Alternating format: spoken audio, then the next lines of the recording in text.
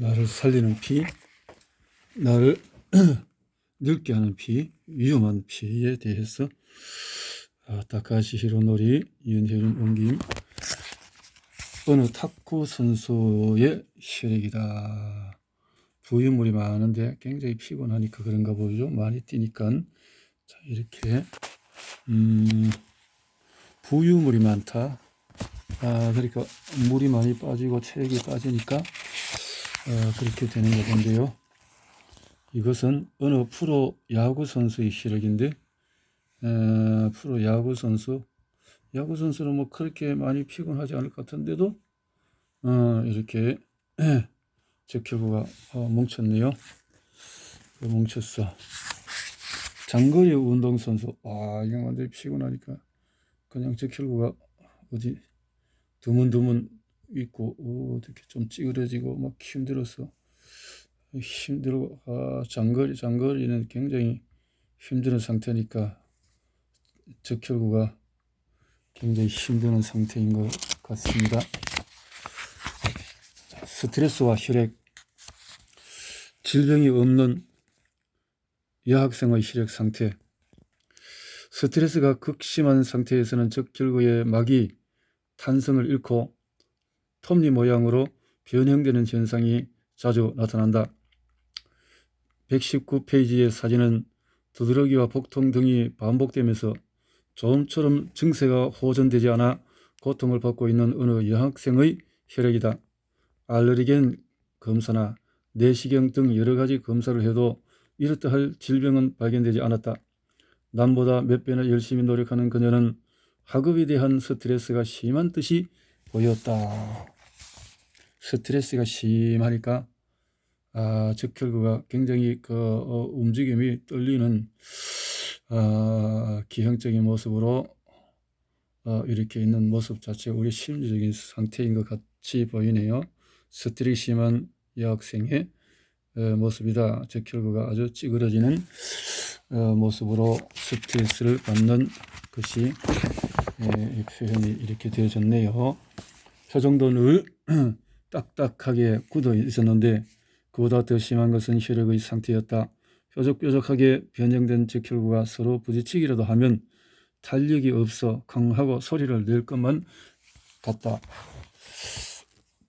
어느 고단한 간호사의 심각한 혈액 상태를 123페이지의 사진은 123페이지의 사진은 한번 볼까요? 123페이지 사진은 신생아 집중실에서 근무하는 어느 간호사의 혈액인데 뭐 이렇게 실내에 있으면서 이상하네. 이렇게 피곤해 잠을 못 자 그랬나?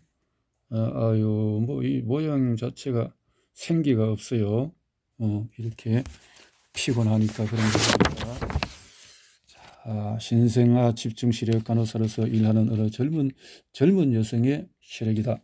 몸 상태가 좋지 않자 먼 길을 마다하지 않고 진찰을 받으러 내 클리닉에 찾아왔다. 중증의 미숙아를 돌보는 일만으로도 힘겨운데 야근까지 잦은 그녀의 생활은 불규칙할 수밖에 없었다. 바쁠 때는 식사조차 제대로 할 수 없는 생활이 오래도록 이어지고 있었다. 생혈액 관찰로 혈액을 검사했던 무렵에는 사적인 고민까지 겹쳐서 몸과 마음이 모두 지치고 고단한 상태였던 모양이다. 적혈구의 형태가 제각각이고 반지 모양 또는 타원형으로 변형되어 있거나 절개나 봉입체를 가진 것까지 나타나 있는 상태였다. 미네랄과 비타민 등 영양의 균형이 무너지고 몸도 상당히 약해져 있는 것을 한눈에 알 수 있었다. 안타까운 마음에 여러 가지 도움이 될 만한 말을 해 주었지만은 직업의 특성상 곧바로 생활 습관을 바꾸기가 쉽지 않았던 모양이다. 그 후로도 줄곧 같은 상황이 이어졌다. 그 후 1년 정도가 지나서 그녀로부터 연락이 왔다. 허리에서부터 하지에 걸쳐 광범위하게 대상포진이 생겼다는 것이다. 걷기조차 힘들 만큼 극심한 통증이 이어졌고 진통제마저 듣지 않자 스테로이드 처방까지 받았지만은 역시 좋아지지 않아 상담을 요청했다고 한다. 나는 그녀의 생혈액 관찰 소견을 기억해 냈다. 먼저 체력의 회복을 돕기 위해 비타민 B군을 충분히 섭취할 수 있도록 내가 이용하던 마늘 등 몇 가지 건강기능식품을 보내어 복용하게 했다. 또한 되도록이면 천천히 욕조에 몸을 담가 신체를 따뜻하게 하고 혈행이 좋아지도록 물을 많이 마시라고 조언했다. 그러자 처음에는 아직 아프지만 그럭저럭 견딜만 하더니 며칠 지나자 통증이 한결 가벼워지고 하루가 다르게 기력이 솟는다고 했다. 누구나 어느 정도의 자연 치유력은 가지고 있지만 열악한 생활 환경 속에서는 그 치유력도 떨어진다. 식품의 경우도 자신에게 무엇이 부족한지 제대로 판단해서 보충한다면 신체의 회복력을 높일 수 있다. 생혈력 관찰이 회복의 힌트를 알려줄 것이다. 생혈력, 피곤한 몸. 모니터를 보며 눈물을 쏟은 커리어 우먼. 진찰 중에 만난 어느 여성의 이야기다. 몇 달 전부터 두통과 식욕부진, 생리불순 등의 여러 가지 증상으로 고민하던 그 여성은 그때까지 여러 곳의 병원을 전전하며 진찰을 받았지만 딱히 특별한 이상은 발견되지 않았다. 굳은 표정으로 진료실에 들어선 그녀에게 혹시 무슨 스트레스 받았던 일은 없었나요? 라고 묻자 전혀 없습니다라고 단호하게 부정했다. 생혈액 관찰을 실시했더니 그녀의 혈액은 적혈구가 톱니 모양으로 변형된 데다가 맥없이 찌그러져 있었다. 모니터를 통해 자신의 혈액 상태를 잠자코 바라보던 그녀가 왈칵 눈물을 쏟았다. 그러더니 직장과 가정에서 일어난 일들을 차례차례 이야기하기 시작했다. 하나같이 스트레스를 심하게 유발하는 일이었다. 그녀는 자신의 스트레스를 있는 그대로 인정하지 못하고 자신이 스트레스를 받고 있다는 사실을 계속 부정해왔다. 그런데 심하게 변형된 자신의 혈액을 보자 스스로가 가엾어지고 자신에게 너무 소홀했다는 사실을 깨닫게 된 것이다. 자신의 스트레스를 인정하고 솔직하게 털어놓고 난 그녀는 기분이 개운해졌는지 표정도 밝아졌다. 여러분도 아마 자신의 혈액을 보면 또 다른 나를 보고 있는 듯한 애틋한 감정을 느끼게 될 것이다. 스트레스와 신경 전달 물질. 스트레스와 혈액에 대한 이야기를 했는데 과연 현대 사회는 과거에 비해 스트레스가 많은 것일까? 하루가 멀다 하고 쏟아져 나오는 정보량에 어릴 적부터 학원이나 가위로 내돌려지는 교육 현실, 환경 호르몬, 불황이나 노후의 불안 같은 우리를 둘러싼 많은 것들에 스트레스라는 이름표가 붙어 있다. 그렇다면 과거의 우리 모습은 어떠했을까? 옛날 사람들은 지금보다 훨씬 더 가난했다. 구차한 살림의 끼니를 거르기 일쑤였고 자동차도 전화도 없는 불편한 생활을 했다. 집안일도 거칠고 손이 많이 가는 일이어서 해 뜰 때부터 해 질 때까지 숨 돌릴 틈 없이 육체 노동에 시달렸다. 그렇게 하루를 보내고 밤이 되면 딱딱한 이부자리에 고된 몸을 뉘었다. 화장실은 의뢰 집 밖에 있어서 추운 겨울 밤이면 소변을 보는 것도 부담스러웠다. 아이들은 아이들대로 학교에서 돌아오면 공부보다 훨씬 더 싫고 힘든 노동이 기다리고 있었다. 객관적인 면에서 보면 오히려 옛날 사람들이 지금의 우리보다 훨씬 더 큰 스트레스 속에 살고 있었다. 하물며 전쟁을 겪은 세대라면 그 스트레스가 어떠했을지 짐작조차 할 수 없다. 그럼에도 불구하고 그저 현대인만 스트레스를 달고 사는 양 엄살을 피운다. 물론 실제로 자살률이 증가하고 어린이조차 뚜렷한 이유 없이 범죄를 저지르는 시대이기는 하다. 식욕이 떨어지고 정력이 고갈되며 수면장애에 시달리는 사람들이 매일같이 병원을 찾는다. 이 모두가 스트레스에 견디는 힘이 부족한 데서 비롯된 것은 아닐까. 최근 밝혀진 사실에 따르면 스트레스에 노출되면 도파민이나 세로토닌 같은 뉴로트랜스미터가 다량으로 소비되어 쉽게 부족해진다고 한다. 뉴로트랜스미터란 신경과 신경의 간극에서 정보를 전달하는 신경전달 물질을 말한다.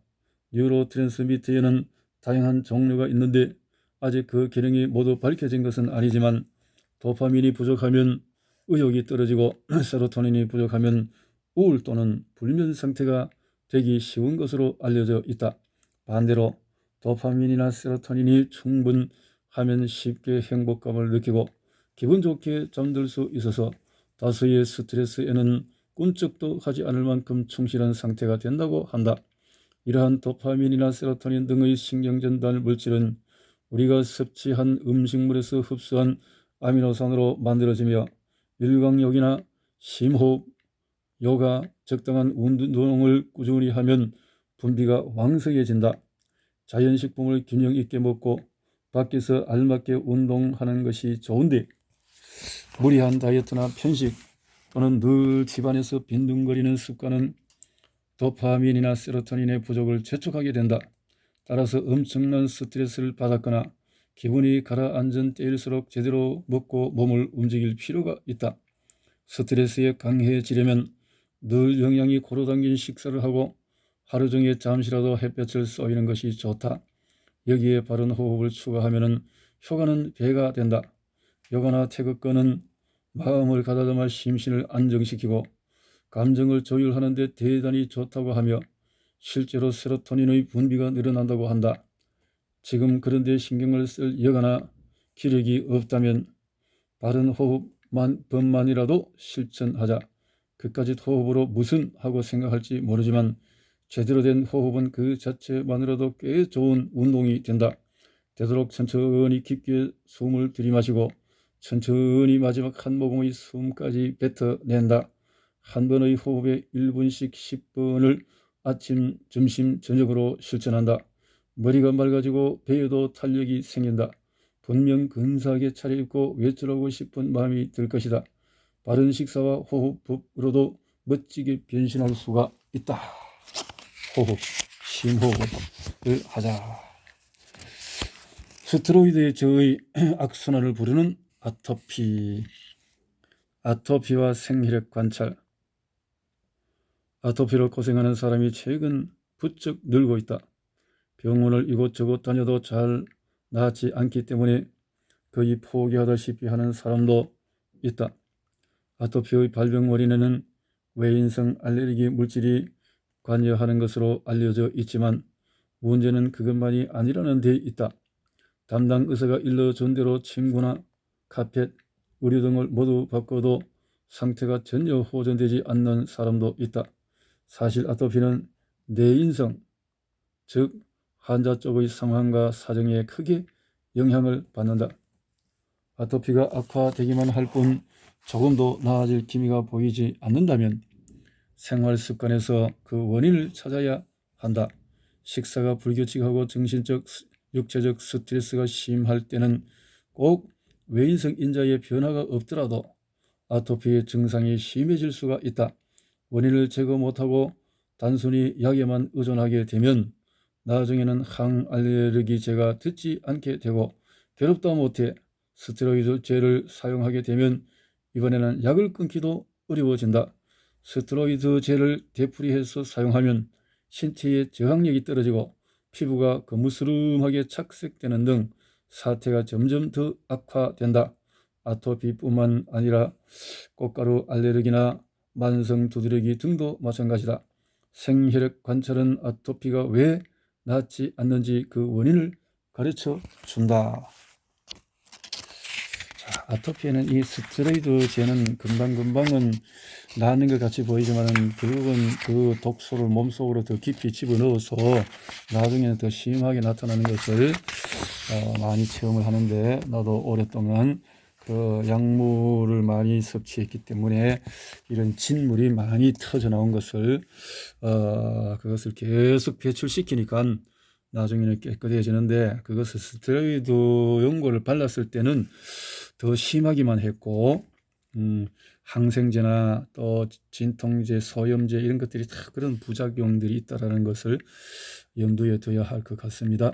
아토피 환자의 혈액이 이렇게 정말 이 피부와 같아, 피부에 꼭 점과 같이 이렇게 아토피 혈액 자체에도 뭐가 이 시커먼 거 뭐야 이런 것들이 있네. 이렇게 스트레스로 악화된 아토피. 132페이지의 사진은 아토피가 심해진 어느 젊은 여성의 혈액 사진이다. 132페이지. 132페이지. 아토피를 심하게 이거 혈액이 자체가 다 찌그러졌네요. 그리고 아토피를 앓고 있는 어느 젊은 남성의 혈액은 또 이건 뭐야, 완전히 그냥 꼭 뭐 같아요. 이거 코로나 바이러스 어떤 모습 같은 생각도 되어지고, 부유물도 많고 찌그러진 모습, 돌기가 있는 모습. 자, 이런 아토피가 심해진 어느 젊은 여성의 혈액 사진. 혈액은 오염되어 있지 않지만 적혈구가 길쭉한 타원형으로 변형이 되어 맥없이 찌그러져 있다. 성실하고 꼼꼼한 성격 탓에 직장 일로 이런저런 신경을 쓰다 보니 스트레스가 많은 모양이다. 게다가 음식을 가리거나 적게 먹는 편이어서 여러 가지 영양분이 부족한 탓이 아닐까 추정이 된다. 사진 2는 오랫동안 아토피를 고생하고 있는 어느 젊은 남성의 혈액이다.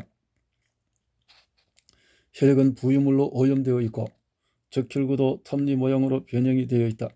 학교 교사로 매일 분주하게 생활하다 보니 식생활이 불규칙해지고 정신적으로도 스트레스가 쌓인 듯 하다. 이렇게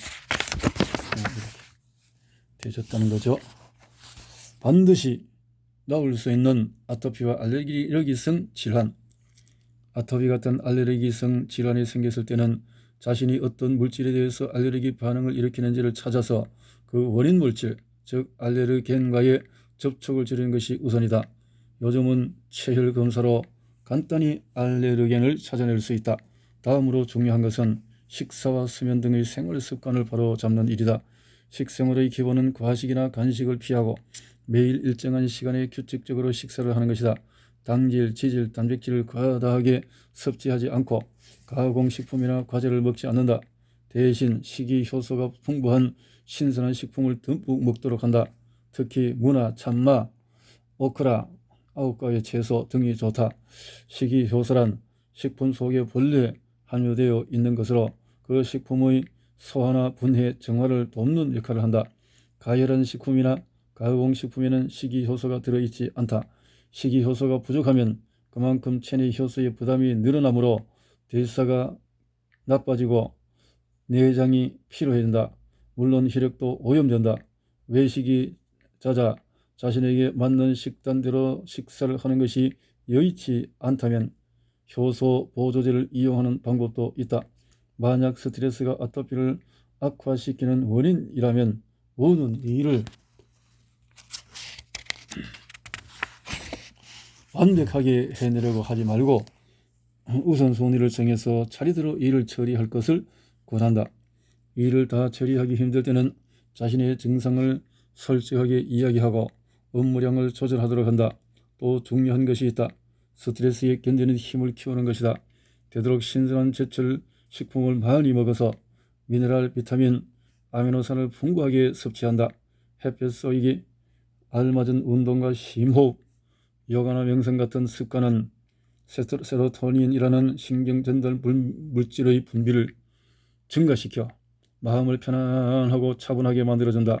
목소리를 크게 내어 무언가를 읽거나 감동적인 영화를 보고 실컷 눈물을 흘려보는 것도 좋다. 체내의 정화, 배설력을 높이는 것 역시 중요하다. 물을 충분히 마시고 알맞게 운동하며 욕조에 천천히 몸을 담그고 심호흡을 함께 하면 더 좋다. 내가 권하는 방법 중에 하나는 샌드베스라는 온열 요법이다.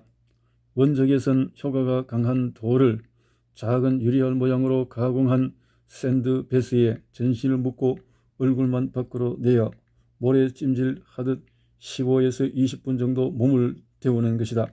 물은 액체라서 43도 C 정도가 입욕이 가능한 한계 온도지만 고체의 경우는 50도 C 가까이 온도를 높여도 화상을 입을 염려가 없기 때문에 돌에서 발생하는 원적외선과 함께 탁월한 온열 효과를 얻을 수 있다. 그 때문에 샌드베스를 하면 체내의 노폐물이 상당량 배출되고 이를 몇 차례 반복하면 피부의 신진대사가 점차 원활해져서 아토피를 개선하는 데도 도움이 된다. 가정에서는 원적외선 효과가 강한 수치나 광석, 천연소금, 천연소금 등을 따뜻한 물에 넣어 몸을 담그면 발한 정화 작용이 촉진된다. 이렇게요. 소금으로 알레르기 반응 원리. 항원. 저 힘내라 헬프 T 세포, 서프레스 T 세포가 이렇게 도와준다라는 거죠. 매크로파지 항원을 체내로 끌어들여 먹어치우는 매크로파지의 일도 있고, 6에서는 IgE 항체는 피부나 점막 많은 비만세포의 표면에 결합하여 동일한 항원이 몸속에 들어오면 비만세포와 결합한 IgE 항체에 달라붙는다. 항체에 항원이 알레르기 반응으로 피부가 가려워진다. 히스타민 또는 로이코트리엔 항체와 항원이 결합하면 비만세포는 내부의 화학물질을 방출하는 탈과립 현상을 일으킨다. 이때 방출된 히스타민 등의 화학물질이 혈관이나 신경 등에 작용하여 여러가지 증상을 일으킨다. 히스타민들이 이렇게 알레르기 반응으로 피부가 가려워지고, 알레르기 반응의 원리가 1번 다시 보면은 항원, 항원이라는 것은 이 독소들, 먼지, 또 찐득이 등등등등 이런 것들이 있는데, 이런 것들이 2번에 있는 것들은 몸이 건강하면 매크로파지 대식세포가 항원을 체내로 끌어들여서 먹어치워버리는데,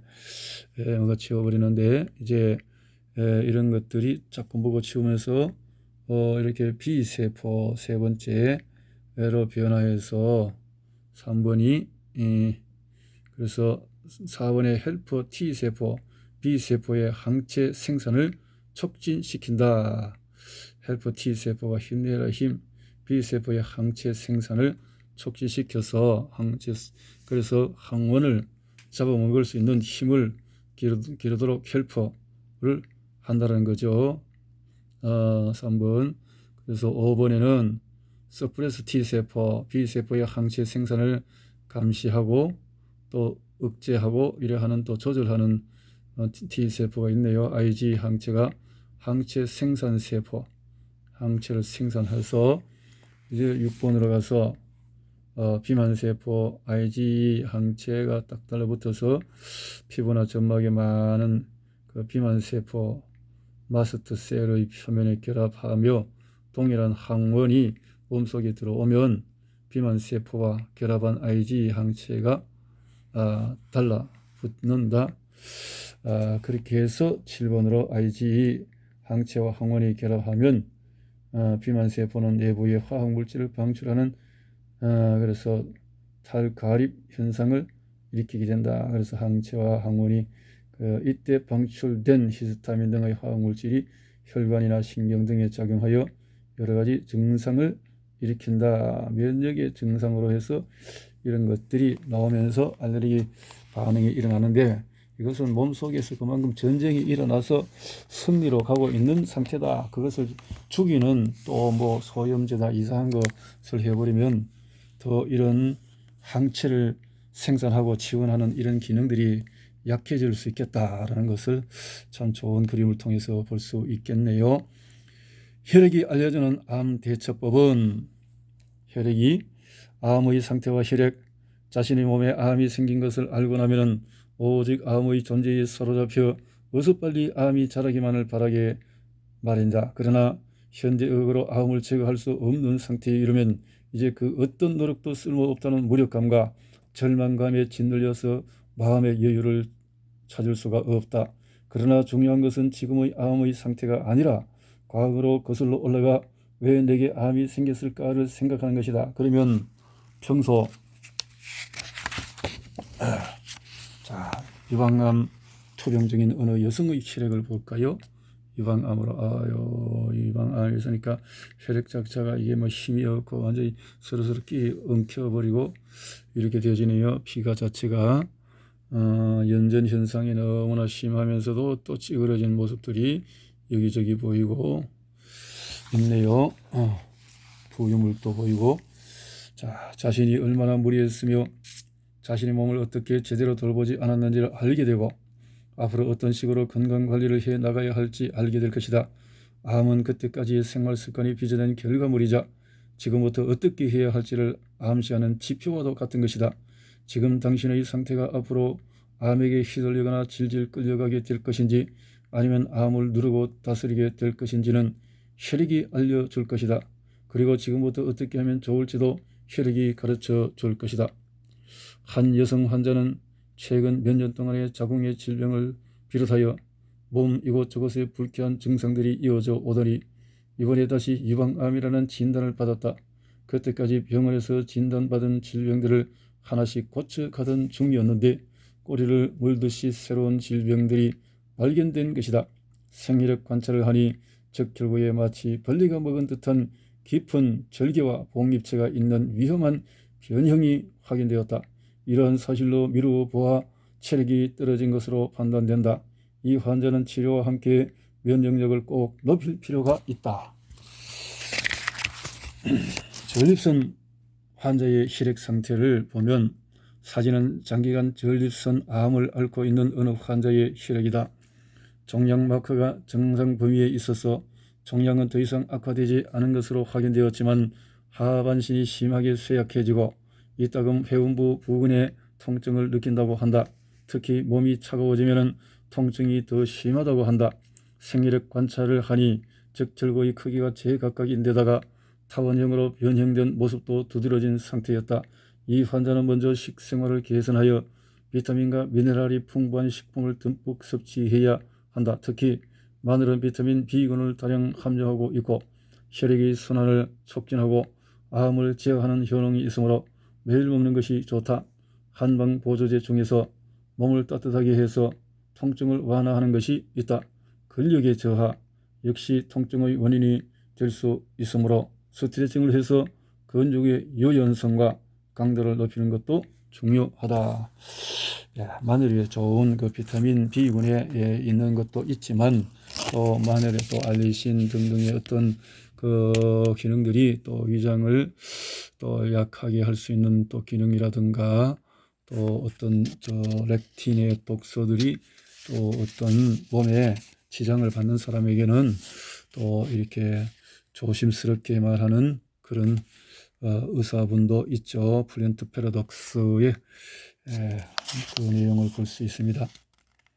전립선 암 투병 중인 어느 남성의 혈액은 보니까 이렇게 땡글한 것도 있지만 뭔가 기형이 있고 찌그러지고 또 이상한 요산 수치가 굉장히 높은 것 같네요. 이렇게 적혈구 크기가 전부 다르고 타원형 변형이 눈에 띈다. 크기가 크고 작고 이렇게 되어 있고 있는 모습들이네요. 혈액을 건강하게 만드는 생활은 어느 날 고령의 여성이 내 클리닉으로 찾아왔다. 몇 달 전부터 매일같이 배에 극심한 통증을 느낀다는 것이었다. 그때까지는 다른 병원에서 위나 장의 내시경 검사를 받았지만 별다른 이상은 없는 것으로 진단이 되었다. 그러나 상태는 점점 더 나빠지기만 했다. 환자를 보니까 복수가 배 속에 장액성 액체가 괴는 병증이나 그 액체가 차 있다는 것을 한눈에 알 수 있었다. 초음파 검사와 CT 검사를 한 결과 커다란 췌장암이 발견되었다. 게다가 암은 이미 간 속으로 여기저기 전이된 상태였고 대량의 복수가 확인되었다. 종양 마커의 CA19-9는 50만 OIU 미리 이상으로 측정 수준을 초과했다. 이미 암성 복막염까지 진행되고 있어 현대의학의 힘으로 손을 쓸 수 없는 상태였다. 수술은커녕 방사선요법이나 항암제에 의한 화학요법 역시 효과를 기대할 수가 없었고 오히려 체력을 소모시킬 가능성이 높았다. 상황이 너무 비관적이었지만 이미 몸에 생긴 암은 어쩔 도리가 없다. 아직 다가오지 않은 죽음의 그림자 속에서 불안에 뜰 수밖에 없었고 그 스트레스 때문에 신체는 더욱 약해진다. 그러한 사태를 지나치게 염려한 나머지 일부 병원에서는 환자 본인에게 암을 알리는 일이 지체되는 경우가 많다. 그러나 환자에게 거짓말을 할 수는 없고, 췌장암 투병인 어느 환자의 혈액을 보니까 췌장암 환자의 혈액이 이렇게 인슐린 자체도 안 나올 것이고 망가졌을 것이고, 그러니까 이 피가 적혈구가 일을 할 수가 없는 상태가 되어버린 걸 볼 수 있네요. 이렇게 이제 이 피가 걸쭉하고 뭔가가 적혈구가 연전 상태에서 찌그러지고 깨지고 그렇네요. 상처투성이, 전쟁투성이 같네요. 전쟁투성이 같죠. 아우, 이건 뭐 이렇게 전쟁터 하면서 진료를 해봐야 해결될 것은 아무것도 없다. 이렇게 찌그러진 모습을 가지고 분명 이것을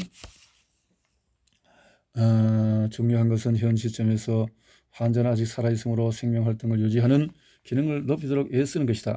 나는 환자에게 췌장에 암이 생긴 것을 정직하게 알렸다. 그리고 수술을 할 수 있는 상태는 아니지만 아직 정상적으로 기능하고 있는 건강한 세포의 힘을 키워서 암을 다스리도록 하자는 취지의 이야기를 전했다. 현재의 상태를 평가하는 지표로 활용하기 위해 생리력 관찰을 한 결과 역시 모든 시야에서 상당량의 적혈구의 위험한 변형이 나타난 것이 확인되었다.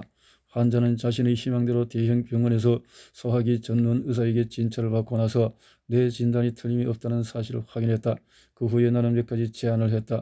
먼저 마음가짐을 바꾸기를 권했다. 오로지 암의 존재만 의심할 것이 아니라 혈액을 건강하게 되살려서 생명력을 키우고 하루하루 충실히 사는 것에 집중하라고 했다. 구체적으로는 잠을 충분히 잘 것이고 정원을 가꾼 등 체력을 소모하는 집안 일을 그만둘 것이며 소화가 잘 되는 자연식품 위주로 조금씩 먹고 가공식품이나 지방이 많은 음식은 피할 것이고 효소가 풍부한 식품과 잣, 마늘 등 건강식품을 충분히 섭취할 것을 조언했다. 췌장은 지방이나 당분을 분해하는 효소를 분비하는 장기이므로 암이 생겨서 그 기능이 저하되면 소화 활동이 제대로 이루어지지 못한다.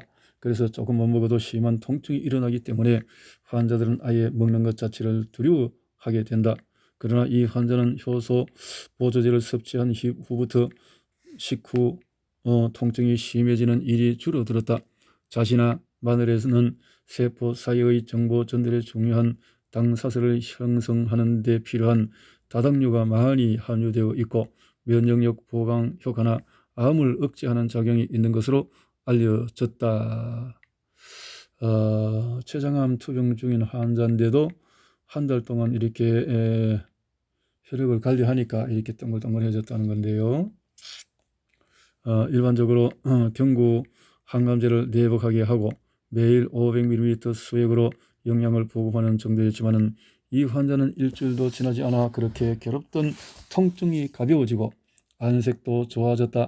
한 달 정도가 지나고 나서도 조금 먼 곳까지 외출할 수 있을 만큼 회복이 되었다. 생혈액 관찰 결과로도 적혈구의 형태가 매우 좋아진 것을 확인할 수 있었다. 이 환자는 내가 하는 이야기를 잘 이해하고 빠른 시간에 마음을 다잡았다. 내가 제안한 사항도 흔쾌히 받아들여 열심히 실천했다.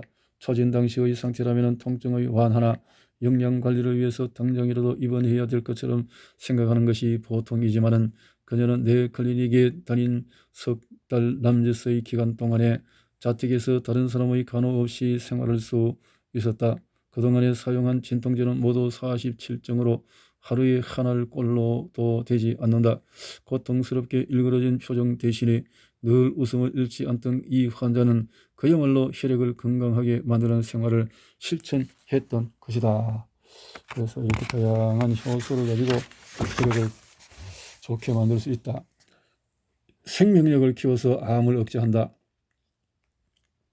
여기서 오해가 없도록 한 가지 말해둘 것이 있다. 암에 따라서는 항암제나 방사선 치료가 효과적인 경우가 많다. 또한 암이 기관이나 혈관을 압박하는 등 매우 위험한 상태일 때는 신속한 치료가 필요하다. 특히 급성 백혈병이나 악성 림프종 같은 혈액암은 진행이 빠르기 때문에 치료가 지연되면 생명이 위태로울 수가 있다. 또 화학요법으로 완치되는 경우도 많기 때문에 원칙적으로 전문의가 지시한 대로 치료를 받는 것이 바른 선택이다.